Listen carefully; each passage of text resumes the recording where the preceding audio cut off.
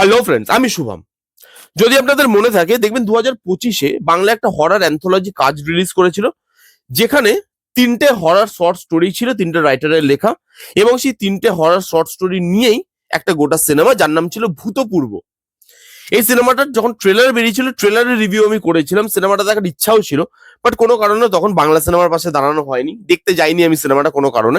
তো ভেবেছিলাম যে ওটিটিতে আসুক, তখন দেখবো এবং দেখে রিভিউ করবো। ফাইনালি হইচইতে চলে এসছে, দেখলাম আমি, কেমন লাগলো 2 ঘন্টা 20 মিনিটের এই সিনেমা, সেটা নিয়ে কথা বলবো এই ভিডিওতে। এখানে দেখানো হচ্ছে রবীন্দ্রনাথ ঠাকুরের মণিহারা, যে তিনটে গল্প আছে তার মধ্যে প্রথমটা হচ্ছে রবীন্দ্রনাথ ঠাকুরের মণিহারা, দ্বিতীয়টা হচ্ছে বিভূতিভূষণ বন্দ্যোপাধ্যায়ের লেখা তারানাথ তান্ত্রিক, এবং তৃতীয়টা মনোজ সেনের লেখা শিকার। এবার এই তিনটে গল্প আমি আপনাদেরকে আলাদা আলাদা করে বলবো না, কারণ যারা বাংলা সাহিত্য পড়েছে, যারা গল্প উপন্যাস এগুলো পড়েছে, তাদের এই গল্প তিনটে অতি অবশ্যই পড়া, এটা আমার বিশ্বাস। কারণ এই তিনটে গল্পই খুব পপুলার গল্প বাংলা সাহিত্যের।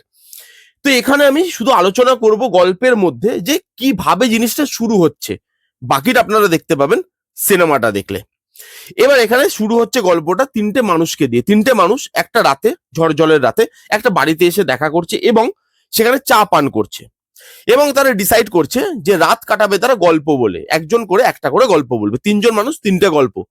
একজন বলছে মণিহারা, একজন বলছে তারানাথ তান্ত্রিক, এবং একজন বলছে শিকার।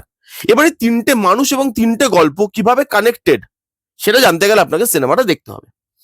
এবার যদি এর পজিটিভ দিক নেগেটিভ দিক নিয়ে কথা বলি, দেখুন প্রথমে যেটা নিয়ে কথা বলবো সেটা হচ্ছে মণিহারা গল্পটা নিয়ে। কারণ মণিহারাই প্রথমে দেখানো হয়েছে, তারপর তারানাথ তান্ত্রিক, এবং তারপরে দেখানো হয়েছে শিকার। তো যেভাবে দেখানো হয়েছে আমি সেভাবেই বলছি, রিভিউ করছি আর কি। তো প্রথমে আমি মণিহারা নিয়ে কথা বলবো। মণিহারা বলতেই আপনাদের প্রথমে কি মনে পড়ে? সত্যজিৎ রায়, তিন কন্যা, সেখানে তিন কন্যায় গল্প ছিল মণিহারা। এইবার আপনি যখন সত্যজিৎ রায়ের মণিহারা দেখবেন, সেটা দেখে যদি আপনি সিনেমাটা দেখতে বসেন এবং আপনি আশা করেন যে সেরকম লেভেলেরই আপনি জিনিসপত্র পাবেন এখানে, তাহলে কিন্তু আপনি পুরোপুরি হতাশ হবেন। সেটা কেন, আমি আসছি এক এক করে। আপনি যদি সত্যজিৎ রায়ের মণিহারা দেখেন তিন কন্যাতে, তাহলে দেখবেন যে সেখানে না, যেহেতু হরর সিনেমা বানাতে একটা বাজেটের দরকার হয়, তখন বাংলা সিনেমাতে হরর মানে কাজ বানানোর অত বাজেট ছিল না। তো সেই জন্য সেখানে সত্যজিৎ রায় কি করেছিল, স্মার্টলি সেখানে হরর পোর্শনটাকে কমিয়ে এনেছিল। একদম লাস্টে গিয়ে একটুখানি হরর পোর্শন ছিল। পুরো সিনেমাটা তিনি সাইকোলজিক্যাল ওয়েতে দেখাতে চেয়েছিলেন, এবং সেটা ট্রিমেন্ডাস ভাবে ওয়ার্কও করে। এখানে এই জিনিসটা উল্টো করে দিয়েছে তারা। এখানে সাইকোলজি যে জিনিসটা, সেই জিনিসটাকে তারা কমিয়ে দিয়েছে এবং হররটাকে বাড়িয়ে দিয়েছে। হরর করতে লাগে ভিএফএক্স, এখানে প্রচুর ভিএফএক্স এর ইউজ আছে প্রথম গল্পটায়, মানে মণিহারাতে। এবং পুরো ভিএফএক্স এর পোর্শন জাস্ট ঝুল। সিনেমা শুরু হচ্ছে, আপনি ভাবুন, যখন নেই বাংলাতে বাজেট, এত ইনোভেশন করার কি দরকার? সিম্পল ওয়েতে কি দেখানো যায় না? শুরু হচ্ছে সিনেমা, একটা বিড়াল পাঁচিলের ওপর বসে আছে, কালো বিড়াল লাফিয়ে চলে গেল। সেই কালো বিড়ালটা ভিএফএক্স এ বসানো, এবং বিড়ালটাকে অতি জঘন্য লাগছিল দেখতে। আটকে আটকে আটকে আটকে পাঁচিল পার হচ্ছে। ভাই, হ্যান্ডহেল্ড ক্যামেরা দিয়ে নর্মাল গলিটা দেখালেই অ্যাটমসফিয়ার তৈরি হয়ে যায়। এটা কি দরকার এই রকম ভাবে দেখানোর? এখানে এই ফার্স্ট পার্টটা মানে ইয়েতে মণিহারাতে সত্যমদা অ্যাক্টিং করেছে, আর অ্যাক্টিং করেছে আমাদের অমৃতাদি। সত্যমদার লাস্ট সিন আছে মণিহারায়, যে তিনি বাড়ির থেকে বেরোচ্ছে, নদীর দিকে যাচ্ছে, নদীটার জাস্ট সামনেই বাড়িটা। এবার যখন নদীর দিকে যাচ্ছে সত্যমদা, তো সত্যমদার পেছনে বাড়িটা, তার বাড়িটা, এবং সেই বাড়িটা যে পুরো ভিএফএক্স এ বসানো, সেটা বোঝা যাচ্ছে কি দেখে, রাত্রেবেলা শুটিং, সত্যমদাকে কেটে বসানো হয়েছে। এবং এখানে যে ভিএফএক্স এর যে দাগটা সাদা রঙের, সত্যমদাকে যে কেটে এনে বসানো হয়েছে সেখানে বাড়ির সামনে, সেই জায়গাটা কি জঘন্য লাগছে দেখতে। আপনি জানেন কি, দেখুন তাহলে বুঝতে পারবেন ভিএফএক্স এর কাজ অতীব জঘন্য। এখানে যে ইমোশনাল টাচটা, ওটা দিতেই পারেনি এই সিনেমাটা। আপনি দেখবেন মণিহারাতে অরিজিনালটা যদি দেখেন, কালী ব্যানার্জি ছিল, এবং নায়িকাটা ছিল খুব সম্ভবত কণিকা কণিকা মুখার্জি, খুব সম্ভবত। আমি যদি খুব ভুল না বলি, ভুল হতেও পারি, অনেকদিন আগে দেখেছিলাম, মনে নেই। কালী ব্যানার্জি এটা শিওর, বাট কণিকা মুখার্জি খুব সম্ভবত হিরোইনের নাম। দেখবেন যে কালী ব্যানার্জি একটা কাজে বাইরে যাচ্ছে, এবং যখন ফিরছে অনেকদিন বাদে বাড়িতে, বউকে রেখে গেছিল বাড়িতে, তো বউয়ের জন্য গয়না নিয়ে আসছে। এবং এই যে বউয়ের সঙ্গে দেখা হওয়ার যে তারাটা, তিনি নিচ থেকে মনি মনি করতে করতে ওপরের দিকে দৌড়াচ্ছে, যে দেখো আমি এসছি, আমি তোমার জন্য গয়না নিয়ে এসছি। এই যে তারা একটা দেখা হওয়ার, তার বউকে যাকে সে এত ভালোবাসে, সেটার মধ্যে না একটা একটা আর্থ ছিল। এখানে ওই সিনটাকে ফুটিয়ে তুলতেই পারেনি, যেহেতু সাইকোলজিক্যাল জিনিসটা এখানে অনেক পেছনে রেখেছে, হররটাকে বেশি প্রায়োরিটি দিয়েছে, এখানে সেই জায়গাটা ফুটেই ওঠে না। একদম বাজেভাবে এক্সিকিউট করা গল্পটাকে, যত ভালো গল্প তার এক্সিকিউশনও তত বাজে। এখানে পারফরমেন্স হচ্ছে খুব ভালো সত্যম দা বা অমৃতাদির, সেটা আমি বলতে পারবো না, এরা আরো ভালো পারফর্ম করে, বাট এখানে এদের দুজনের পারফরমেন্স আমার খুব অ্যাভারেজ লেগেছে। আমি তুলনা করছি না, কিন্তু তুলনা না করলেও এখানে পারফরমেন্স আমার খুব একটা যে ভালো লেগেছে তা নয়, মানে মণিহারা গল্পটায় এখানে গানটা ভালো, রবীন্দ্রসঙ্গীতে যেভাবে ব্যবহার করা হয়েছে সেটা ভালো, বিজিএম ভালো, এবং এই সিনেমাতে কিছু পোর্শন আছে, কিছু মানে একদম সামান্য, সেই পোর্শনে ওই যে হরর অ্যাটমসফিয়ারটা তৈরি করতে চেয়েছিল তারা, সেটা একটা দুটো জায়গায় সেটা উঠে আসে, এছাড়া এই মণিহারাতে আর কোনো পজিটিভ দিক নেই। এবার সেকেন্ড গল্পটা মুভ করব। সেকেন্ড গল্পটা হচ্ছে তারানাথ তান্ত্রিক। এই গল্পটা আগেরটার থেকে ফার বেটার। এখানে পারফরমেন্স অনেক ভালো। এখানে আমাদের ছিল সপ্তর্ষি মৌলিক এবং তার সঙ্গে রূপাঞ্জনাদি, এবং এদের দুজনের কেমিস্ট্রি ভালো, এবং এদের দুজন যেভাবে পারফর্ম করেছে সেই পারফরমেন্সে না ওই হররটা কোথাও কোথাও গিয়ে ওয়ার্ক করে যায়।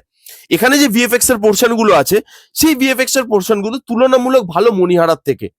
এখানে গল্পটা যতটা ভালো, সেই গল্পটাকে এক্সিকিউটও তত ভালোভাবে করার চেষ্টা করা হয়েছে। ভিএফএক্স এর কম ইউজ করা হয়েছে, বাট যেটুকু করা হয়েছে সেটুকু ভালোভাবে করা হয়েছে। রিয়েল লোকেশন, সেই লোকেশন গুলো ওই হরর অ্যাটমসফিয়ারটা তৈরি করতে পারছিল।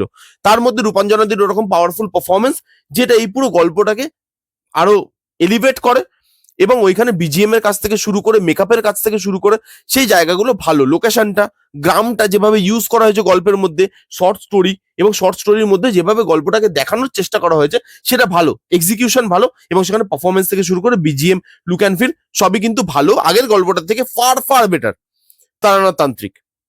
3 নম্বর গল্পটায় যদি আমি আসি, 3 নম্বর গল্পটা এই পুরো সিনেমার মধ্যে সব থেকে ভালো লেগেছে আমার এক্সিকিউশন ওয়াইজ। দেখুন, গল্প তো তিনটেই ভালো, বিভূতিভূষণ বন্দ্যোপাধ্যায়, রবীন্দ্রনাথ ঠাকুর, মনোজ সেন, গল্প নিয়ে কোনো কথাই বলা যাবে না, কিন্তু এক্সিকিউশন ওয়াইজ 3 নম্বর সিনেমা, 3 নম্বর গল্পটা ওটাকে দেখানো খুব ভালোভাবে হয়েছে। এখানে ছিল সুভদ্রদা এবং সন্দীপ্তাদি। সুভদ্রদার যা পারফরমেন্স এখানে, আপনি এখানে সিনেমাটা দেখুন এবং আপনি হা হয়ে থাকবেন যে একটা মানুষ এত তাড়াতাড়ি কি করে চেঞ্জ করতে পারে। কারোর যদি ইন ফিউচার অ্যাক্টর হওয়ার ইচ্ছে থাকে, সুভদ্রদার পারফরমেন্সটা দেখুন, তাহলে বুঝতে পারবেন যে অ্যাক্টিং এর ডেপথ কাকে বলে, প্রত্যেকটা জায়গায় অ্যাক্টিংটাকে কিভাবে ওপরে নিয়ে যেতে হয়, এবং তার সঙ্গে সন্দীপ্তা দিয়েও তাকে আউটস্ট্যান্ডিংলি সাপোর্ট করেছে। এই দুজনের কাজ এবং তাদের দুজনের পারফরমেন্স, বিশেষ করে সুভদ্রদার, আপনাকে মুগ্ধ করবে। গল্পটা আউটস্ট্যান্ডিং গল্প। এখানে একটা গান আছে মন্দিরে, ঠাকুরের মন্দিরে গান আছে, সুভদ্রদা গানটা করছে, এবং গানটা করতে করতে সুভদ্রদার এক্সপ্রেশন এবং গানটা যেরকম, গানটা যেভাবে লেখা এবং গানটা যেভাবে গাওয়া হয়েছে, সেই দুটো জিনিসই ভালো। এবং বিজিএম এর কাজ এখানেও কিন্তু খুব খুব সুন্দর। এখানে ভিএফএক্স এর পোর্শন কম আছে, একদম লাস্টে গিয়ে একটা ভিএফএক্স এর পোর্শন আছে, যেটা ঠিকঠাক একটা ভিএফএক্স এর কাজ, অতটা ভালোও বলবো না। সেকেন্ডায় মানে আপনি যদি তারানাথ তান্ত্রিক দেখেন, সেখানে ভিএফএক্স এর কাজ এই তিনটে গল্পের মধ্যে সব থেকে ভালো। এক্সিকিউশন ওয়াইজ 3 নম্বর গল্পটা বেশি ভালো।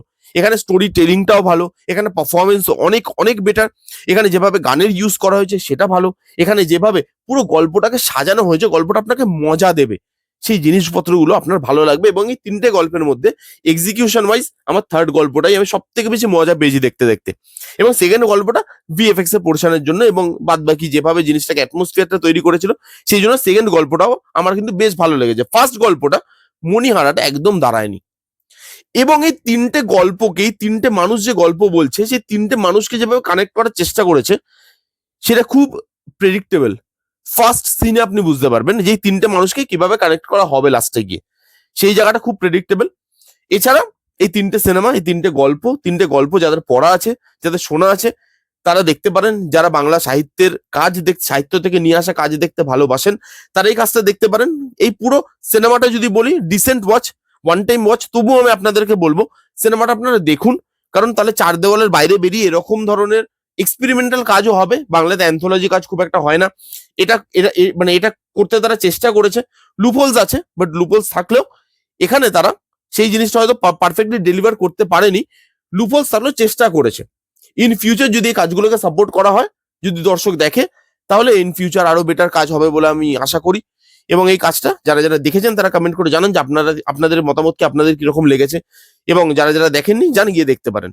কেমন লাগলো রিভিউটা জানাতে ভুলবেন না। ভালো লাগলো please give it a Thums up, like করবেন, কমেন্ট করবেন, শেয়ার করবেন, চ্যানেলটাকে মাস্ট সাবস্ক্রাইব করবেন। দেখা হচ্ছে নেক্সট কোনো ভিডিওতে, ততক্ষণ bye bye, take care and be safe. অনেকে ভাবছেন যে হঠাৎ করে আমার মুখটা কালো হয়ে গেল কি করে, কারণ আমার চার্জের সাথে সাথে আমার লাইটের চার্জও শেষ।